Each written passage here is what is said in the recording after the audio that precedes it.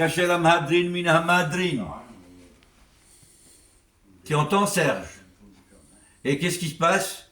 On arrive des fois vendredi, on arrive lundi soir, le 21, et puis qu'est-ce qui se passe? Le petit-fils ou l'arrière-petit-fils ou un des enfants a tiré la nappe, et tout le jus de raisin est tombé par terre. C'est classique. Qu'est-ce qu'on fait dans ce cas-là, Serge? Si on était reposé, si on fait comme les Ashkénazes font, vous savez ce qu'ils font nos frères Ashkénazes? Oui. Ils s'obligent, la veille de Pessah, de faire une petite sieste. Oui. Il n'y a pas que d'ailleurs. Hein? Il n'y a pas que. Tout le monde. Mais eux, ça fait partie de leur... Ah d'accord, parce que c'est marqué dans le livre, il est conseillé de se reposer. Voilà. Ils se reposent Ouais. afin que le soir, lorsqu'ils vont entamer cette soirée extraordinaire, ils ne sont pas nerveux. Ils ne s'emportent pas pour n'importe quoi. Oui, absolument. Ouais.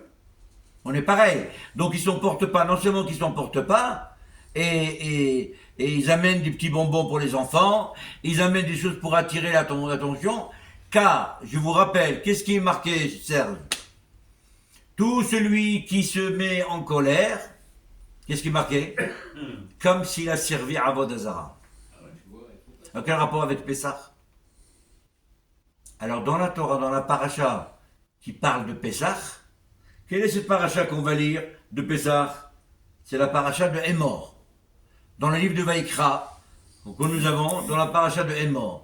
Là-bas, c'est marqué que il faut faire attention à Pessah. Et en même temps qu'on parle de Pessah, juste à côté, dans le même verset, on parle de ne pas servir à Avodazara. Mais quel rapport à Avodazara? Oui, pour te dire, bien que c'est moi qui t'ai demandé de faire Korban Pessah parce que c'est l'essentiel de la Emouna, c'est la batterie de force d'Am Israël, c'est là où le peuple d'Israël s'est constitué et est devenu un peuple. Joe, est-ce qu'on attend? Et qu'est-ce qu'il a dit? Il arrive. Très bien. Donc effectivement, le peuple d'Israël, la Emouna, est venu de là. Alors, comme elle est venue de là, alors la Torah te demande, la cacheroute, etc., c'est magnifique. Mais devant ta colère, c'est pire. Serge, tu sais que les meilleurs matzot, c'est quand? C'est ceux qui font juste la veille, dans l'après-midi, ils font les matzot. Il y avait un rab sa femme distribuait des matzot à tous les pauvres.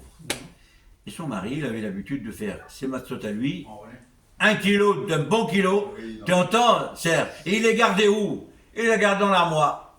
Mais non, sa femme a distribué à tout le monde. Il arrive un pauvre, la veille de la fête. Il tape à la porte, et la dame lui dit, je suis désolé, j'ai rien, j'ai tout donné. Mais elle se rappelle qu'il y a un paquet là-bas, elle va dans l'armoire, elle lui donne les mahadrin mina mahadrin. Tu entends ou pas, Serge? Qu'est-ce qui s'est passé? Le soir, son mari vient pour s'asseoir, elle lui met les paquets de matzot à la machine, comme ça, normal, standard. Quelle est la réaction de ce mari? De ce rave, quelle est la réaction? Il lui a pas dit un mot. Tu entends, Joe? Même pas un mot lui a dit. Je le savais. Et puis figure-toi, Joe, qu'après Pessah, il y a un ami qui vient voir le rave. Il tape à la porte du rave. Rave, s'il te plaît, je ne peux plus. Je veux divorcer.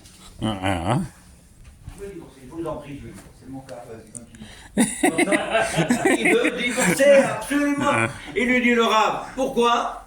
Il lui dit, mais tu sais pas ce qu'elle me fait. Moi, je cours pour faire manger des choses, Mahadrin, Minamadrin, les meilleurs, et elle me fait tout le contraire. Je peux plus. Je peux plus, je veux manger des matzot yad. Elle n'a pas voulu me donner la matzot yad, elle m'a donné la matzot machine. Je peux plus, je veux divorcer. Il lui a dit, alors attends. Il appelle sa femme, elle rentre la cuisine, elle rentre très bien.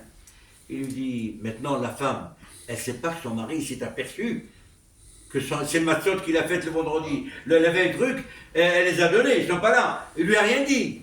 Donc il a fait semblant comme si ce n'était. Alors il lui dit, ma chérie, parle à la femme du rabbin. Le rabbin lui dit, Dis-lui, qu'est-ce que j'ai mangé le soir de Pessah? Qu'est-ce que j'ai mangé le soir de Pessah? C'est pas tes matzot que tu m'as mis? Il lui a dit oui, alors là, elle a rougi, elle a dit oui, c'est vrai, je me suis trompé, je donnais tes matzot que tu as faites, tes habitudes, avant Pessah, j'ai donné aux pauvres, un mot je n'ai pas entendu. Waouh. Le monsieur, il a dit, le grand rabbin, il n'a pas dit un mot à sa femme, il ne s'est même pas aperçu. Elle sait que son mari, il savait qu'il n'avait rien dit. Alors moi, je vais divorcer ma femme pour ça. Il lui a dit non, je ne divorce pas. Ah oui, on va pas divorcer pour une connerie. Eh bien, vous voyez, regardez ce que c'est l'importance de faire attention, de ne pas se mettre en colère. Et surtout ce jour-là. Parce que quand on se met en colère, et si on a des invités à table, les invités n'ont pas envie de manger. Quand ils nous voient en colère, ils n'ont pas beaucoup envie de manger. Parce que ça les dégoûte. Ils disent voilà, celui-là, il se met en colère pour ça. Alors ils n'ont pas envie de manger. Ah, C'est pour ça. hein? Attends, au grain,